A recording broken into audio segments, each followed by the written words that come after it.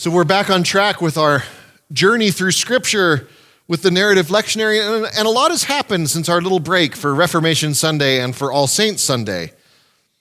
When last we left off, David was king of Israel, and he is given this great promise from God that his descendants will reign forever. It's a great start to his reign, but it goes downhill pretty fast after that. He has that whole incident with when he sees Bathsheba, gets her pregnant, and then murders her husband. There's David repents, but the child from that union still dies. Then family trouble follows David for the rest of his life. His son Amnon rapes his half-sister, David's daughter Tamar, then is killed by Tamar's full brother Absalom. David doesn't do anything about any of this, so Absalom ends up rebelling against David, causing David to flee into the wilderness. Eventually, David's commander kills Absalom, and David returns from the city. Then when David is old and on his deathbed, another son, Adoniah, also rebels against him. David names Solomon his successor, and Solomon is kind of stuck dealing with this rebellion that's happening because his dad is too old to do anything about it. Solomon starts out being king really well, and he asks God for wisdom. He makes some really wise rulings. Then he gets himself into a little bit of trouble with following some other gods and generally kind of being a bit of a jerk to his workers. One of the workers ends up becoming king of 5/6 of Israel, where Solomon's son Rehoboam only gets the other 1/6. And the kingdoms of Israel and Judah are split in two. They have a string of unfaithful rulers culminating in a guy named King Ahab. He and his wife Jezebel fight against God's people and God's prophets. So God raises up Elijah to first prophesy a drought on all of Israel because of Ahab and all his nonsense. And then eventually Elijah ends up fleeing to a town called Zarephath in Phoenicia, lives with a widow there for a while. He then returns to Israel to confront Ahab and the prophets of Baal, which he does. They have that fun little contest where they each set up altars. They drench the altars in water, and then whichever god sends fire wins. And of course, the prophets of Baal, nothing happens with them. And when Elijah just says, God, I need some fire, fire happens.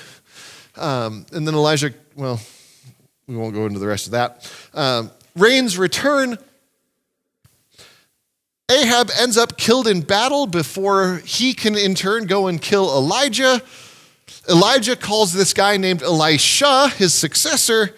Elijah gets taken up to heaven in a whirlwind, and Elisha receives a double portion of Elijah's spirit and becomes known as a powerful prophet and healer. And so that brings us to this morning. It's a lot of history in the span of about, this much time, right? So here we are. Elisha is a prophet in Israel, well known, so well known, in fact, that a kidnapped slave from Israel is able to tell her Aramean master about the healings that this prophet can do. And that's where Naaman comes in. He's a general in the army of the king of Aram. He shows up at the king of Israel's door one day with a note. Like it almost sounds like Paddington Bear, right? He shows up in front of the palace one day with this notes on him and says, heal this guy. The king of Israel doesn't know what to do. The king of Israel's like, I can't heal anybody. I'm just a king. What is he trying to do? Pick a fight? Luckily, Elisha hears word about this. And Elisha gets word to Naaman that all he needs to do to be healed of his skin disease is to bathe in the Jordan River 7 times. Now, Naaman is expecting a big show, right? He's expecting somebody to throw stuff at him and smack him with stuff and wave the hands and crazy incantations, but instead he just has to go take a bath. 7 of them, in fact. And so he does. Naaman finally, after protesting a little bit, goes and takes a bath. 7 of them. And Naaman is healed. And then this amazing thing happens. The general of the Aramean army says, now I know that there is no God except the one in Israel. It's this great profession of faith where someone is healed and then says, only this God can do this. He must be the only true God. The story of Naaman shows God's power to heal. And so does our gospel today. It's Jesus healing several people. Jesus heals another person with a skin disease, heals the servant of a centurion, heals Peter's mother-in-law, and then heals just about everyone that shows up. But there's something quite similar about the story of Naaman's healing and the story of the healing of the centurion's servant. Because in both cases, an outsider does a better job of expressing faith than the insiders do. This Aramean and this Roman do a better job of showing faith in God than the people of Israel do. Now, Naaman took him a minute, but he's the enemy. He's literally Israel's enemy. He captured a slave girl in a raiding party against Israel. The centurion was part of a conquering army. He was probably part of the garrison meant to keep the Jewish people in line. And these are the ones that Jesus heals. These are the ones that express faith. Jesus throws this little aside comment in there. There are many who will come from east and west to sit down with Abraham, Isaac, and Jacob in the kingdom of heaven, but the children of the kingdom will be thrown outside into darkness. That's disconcerting. We like to think that, the insiders are the ones that get in and the outsiders are the ones that stay out. That's kind of how insiders and outsiders work, right? But these two stories remind us that sometimes the people that look like insiders are actually outsiders, and the ones that look like outsiders are actually insiders.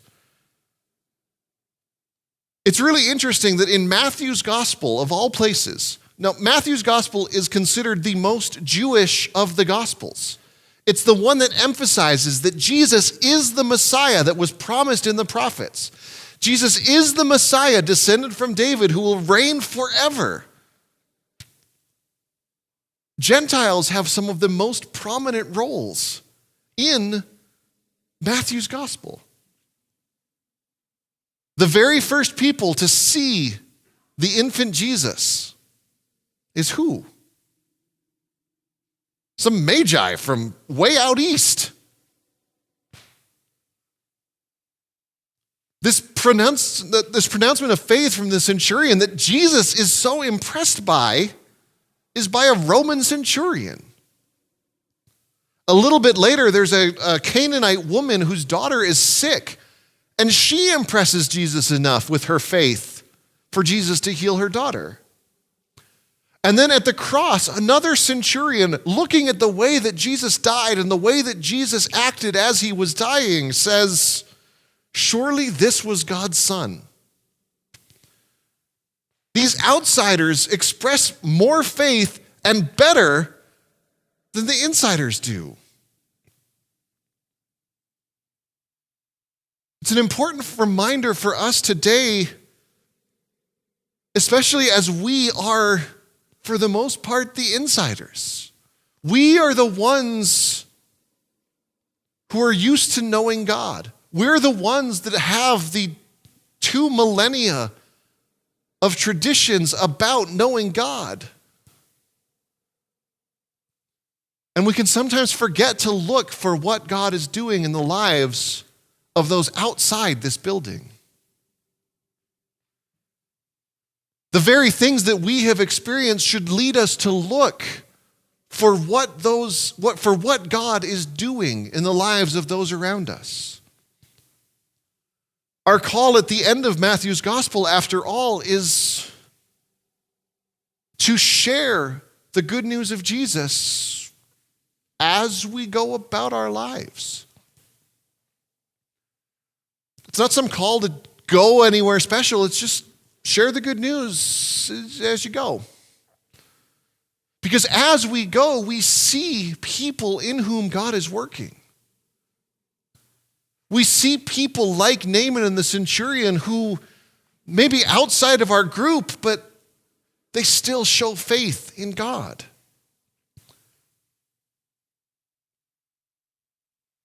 Because as we live in our Christian bubbles, we sometimes become blind to the things that happen outside of our bubbles.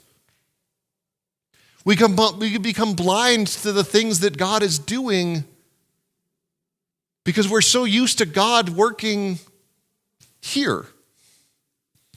And so we miss what God might be doing over there, or over there, or over there, or over there, because God is in all of those places. God is working in all of those people around us. And it might take a step of boldness, like Elisha when he hears, imagine, hearing that the king is stressed out because he thinks the Arameans are about to go to war. Take some courage to say, oh no, just send him to me. This person that you think is a problem, I'll take care of it. Or Elisha knows God's going to take care of it, but that's what gives him the confidence to do that. Because we know that God is already working. I think one of the coolest things about Lutheran evangelism is we have a very clear understanding that faith is not something that we do. Faith is something that God builds in us. So do you know what that means when we're telling people about the good news that we know? There's no pressure on us. There's absolutely no pressure. Because it's not up to us if someone believes in God. It's up to us to show who God is. God is already working in the people that we encounter. God is already doing something in them. But like Naaman, maybe it just needs a little push. Maybe we're the ones called to add the right nudge in the right direction, to be kind to someone when they need kindness, to help someone out when they need a hand.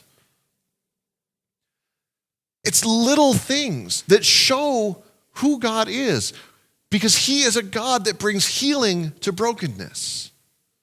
He is a God who brings healing, whether it's physical healing, emotional healing, spiritual healing. That's what God's all about. And so as we go about our lives, are we showing that out there? Are we seeing what God is doing? And are we sharing the good news of our faith, the faith that God has built in us, so that others might know the same God? Maybe we are that nudge that they have been waiting for, that the faith that God has been growing in them, that we are the ones to bring that faith to flower. That's why it's so important for us to not do anything special as we go, but just as we go, be the image of God, to be the ones who bring that healing, so that they will know the same good news that we know, the same good news that was for Naaman and the centurion's servant, the good news that in God there is healing.